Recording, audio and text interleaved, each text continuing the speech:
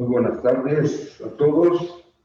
Desde el Consulado de México en Nigo Paz, para mí es un honor darles la bienvenida a nuestra plataforma de diplomacia cultural. En esta ocasión tenemos el gusto de presentar a ustedes el capítulo denominado Las Reformas Borbónicas de la serie Historia Mínima de México. Esta es una proyección alusiva al tema de la independencia de México, al cual estamos dedicando este tipo de actividad. Esperamos que lo disfruten y que nos sigan acompañando a lo largo de nuestros eventos conmemorativos que llevaremos a cabo durante este mes de septiembre. Gracias.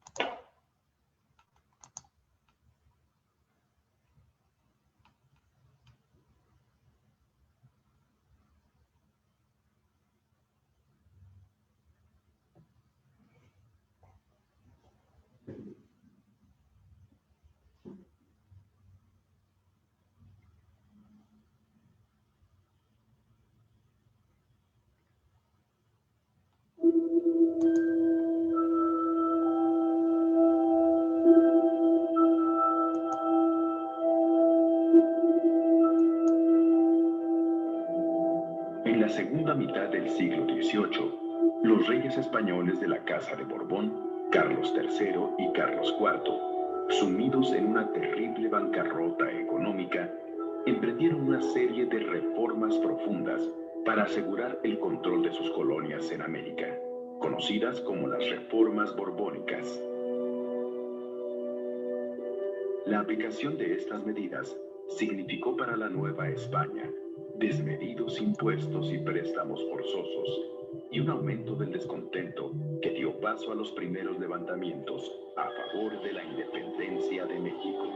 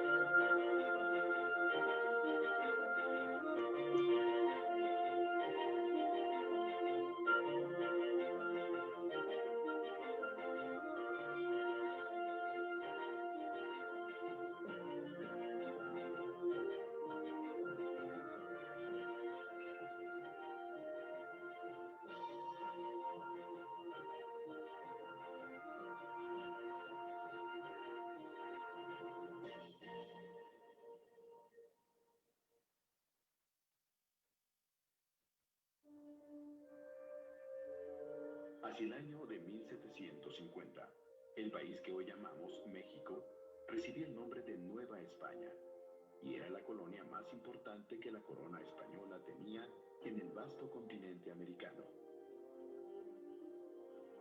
A diferencia de los siglos anteriores, su población indígena se estaba recuperando de la gran mortandad sufrida durante la primera etapa de la conquista española. Asimismo, después de más de 200 años de mestizaje, se había disuelto en buena medida la drástica distinción entre indios y españoles. Aunque las diferencias económicas entre un grupo y otro continuaban siendo evidentes.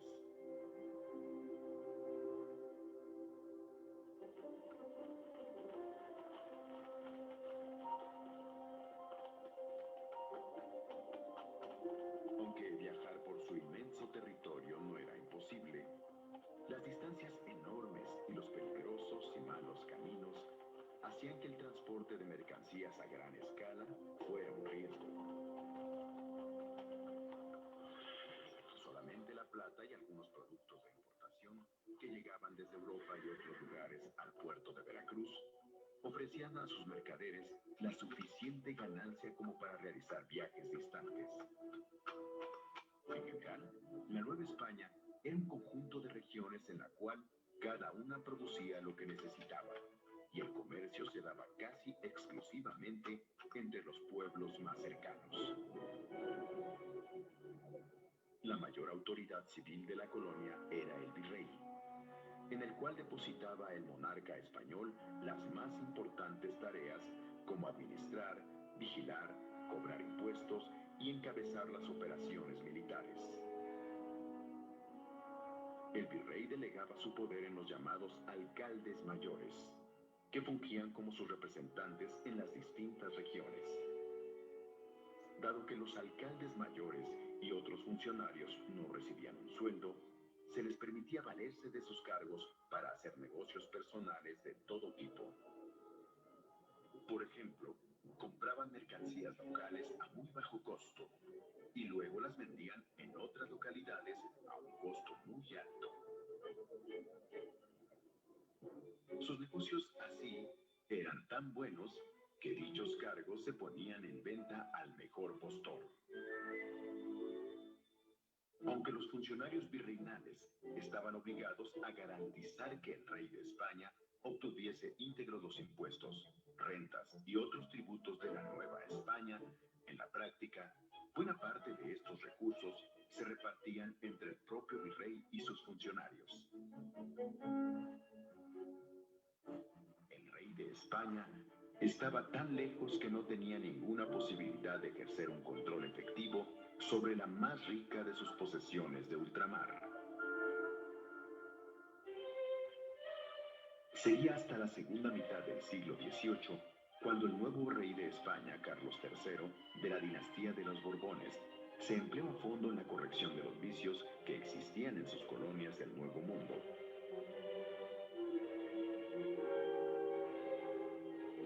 Inspirados en las ideas del llamado despotismo ilustrado, igual que muchos reyes europeos, los Borbones cambiaron su forma de gobernar, construyendo un gobierno autoritario y eficiente, obsesionado con la idea de extraer cada vez más riquezas de los territorios bajo su dominio. La voracidad repentina del Estado español, además de seguir las ideas de moda, obedecía a causas de verdadera emergencia. Debilitada por la contundente derrota en la llamada Guerra de los 7 Años, donde perdió el territorio de la Florida a manos de los ingleses, la corona española veía amenazadas el resto de sus posesiones coloniales. Además de los ingleses que en el Caribe ya habían invadido Cuba, también los indios apaches y los colonos europeos y estadounidenses en el norte de la Nueva España amenazaban con tomar posesión de territorios que la corona no podía defender cabalmente. Sacar dinero y recursos de donde fuese, y en el menor tiempo posible para fortalecer el imperio, serían desde entonces los propósitos más importantes de la política española en sus dominios de América. A estas políticas se les conocería como las reformas borbónicas.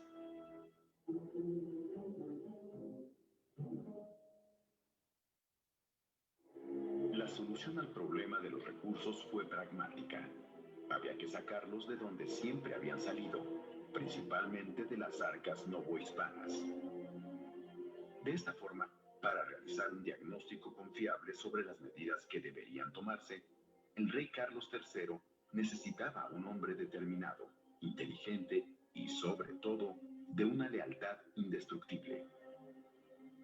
Lo encontraría en José de Gálvez, un malagueño de 41 años con gran experiencia política y una firme convicción sobre las medidas que debían tomarse. Puesto a recorrer los territorios de la Nueva España, el llamado visitador general se dedicaría durante años a tomar nota de todo lo que debía ser juzgado y corregido. Lo mismo en el terreno económico que en el político y el militar.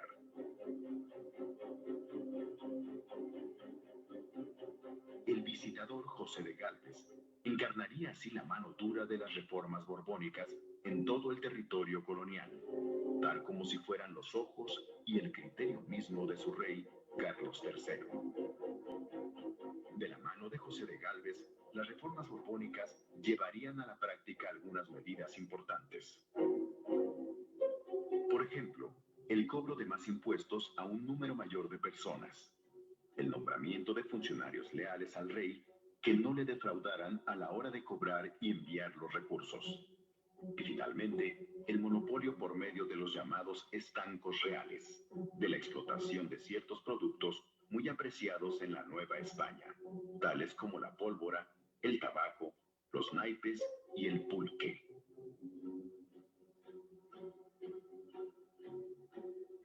En cuanto a la plata, el principal producto de exportación, se mantuvo una política de apoyo a los mineros bajando los precios del azogue y la pólvora, materiales que eran necesarios para la producción de las minas. Con esta política proteccionista, la producción aumentó considerablemente junto con los ingresos reales. El tabaco, que tenía como principales consumidoras a las damas de todas las clases sociales, su producción y comercio, monopolizados por el rey, creció como nunca, de tal forma que se convirtió en el segundo mejor negocio de todo el territorio.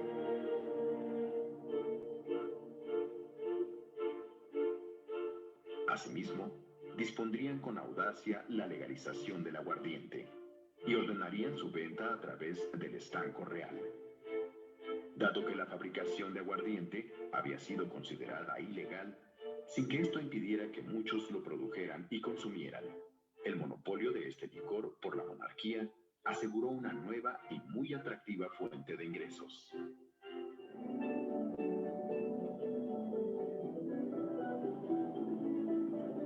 Los juegos de azar, las ferias y las famosas peleas de gallos constituyeron otras fuentes de buenos ingresos para la realeza.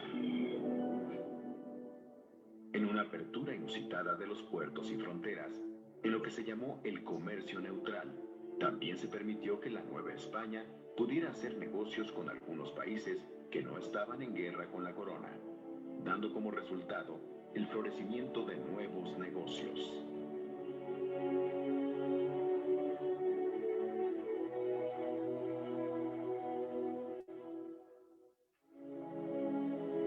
La determinación de José de Gálvez por imponer las reformas borbónicas le llevaría también a desmantelar el viejo sistema de gobierno y privilegios. En el nuevo esquema gubernamental, el territorio novohispano se dividió en 12 grandes regiones llamadas intendencias reales, que dieron una nueva organización a la Nueva España. Para gobernarlas, se sustituyó a los antiguos alcaldes mayores por funcionarios que con el nombramiento de intendentes deberían tomar las decisiones más importantes en lo que tocaba a la economía, la justicia y la acción militar. A diferencia de los alcaldes mayores, los intendentes se encontraron sujetos a un sueldo fijo, debían obediencia estricta al monarca y estaban impedidos para lucrar por cuenta propia. Esta organización territorial, a pesar de que causó en un principio conflictos por la fijación de fronteras entre las intendencias, sirvió de base, tiempo después, para la conformación de los estados que hoy constituyen la República Mexicana.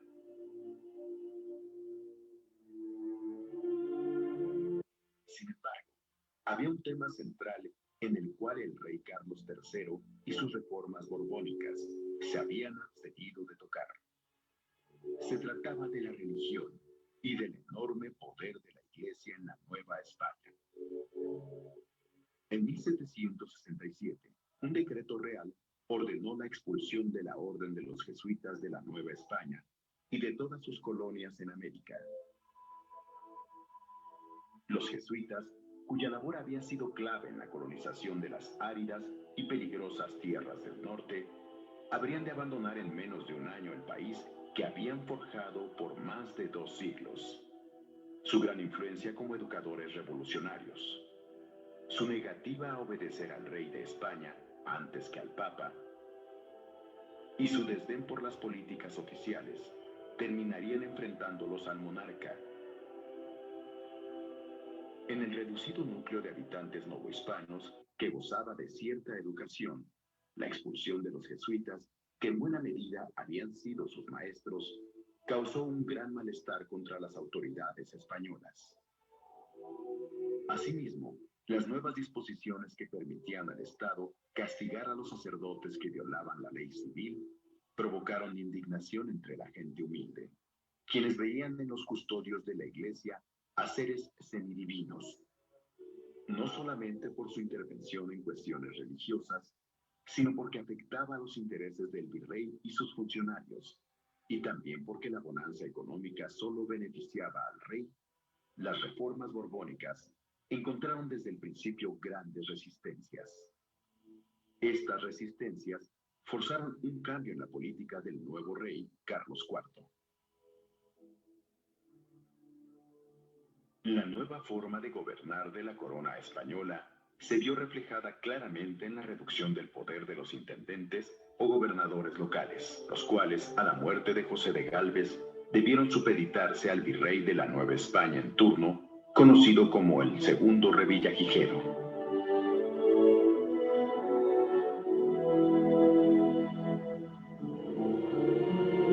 Para los primeros años del siglo XIX, podía decirse que el principal propósito de las reformas borbónicas en la Nueva España se había cumplido. Los ingresos de la corona se habían multiplicado por 4.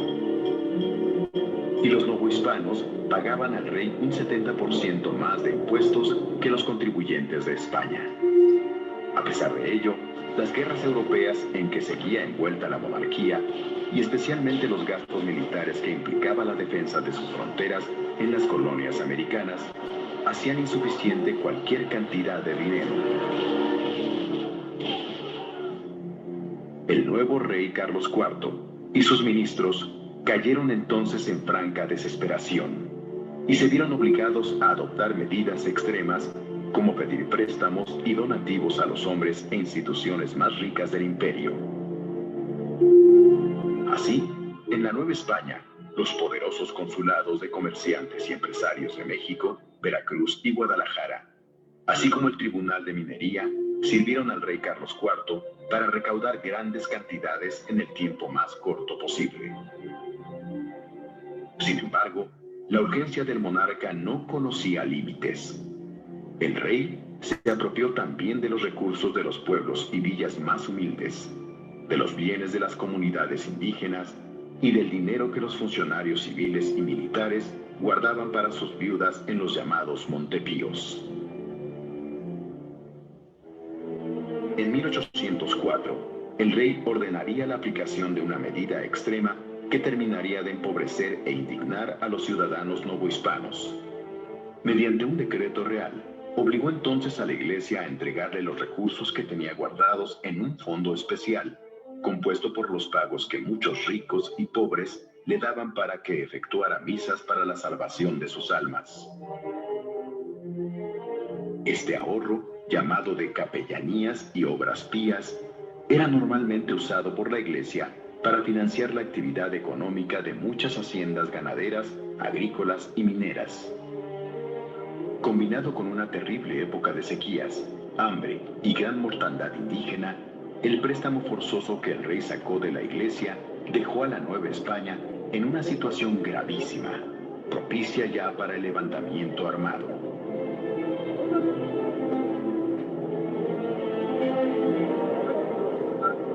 Pero, ¿quiénes pensaban ya en una revolución de independencia? Durante el medio siglo de las reformas borbónicas, se había afirmado entre los criollos, o españoles nacidos en América, la convicción de pertenecer a un país distinto, con tradiciones y talentos propios, que necesitaba urgentemente darse un gobierno propio. La idea de evitar con la independencia el constante abuso de las autoridades españolas iría propagándose a lo largo y ancho del país.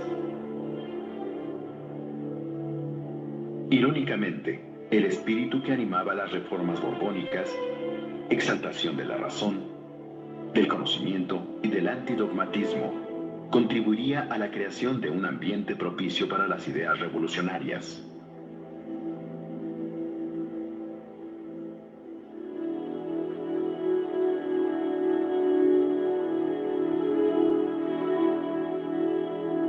Importantes instituciones educativas, tales como la Academia de Bellas Artes de San Carlos, que maravilló a Humboldt en su visita a México, pues en ella se formaban no solo los artistas y arquitectos, sino también los artesanos. Así como el Colegio de Minería, verdadera vanguardia de la ciencia y las técnicas, si bien fueron creaciones de los reyes borbónicos, se volvieron cada vez más símbolos de orgullo local para refutar aquello que se decía en España, que tratándose de cultura, no se hacía nada en América que valiera la pena.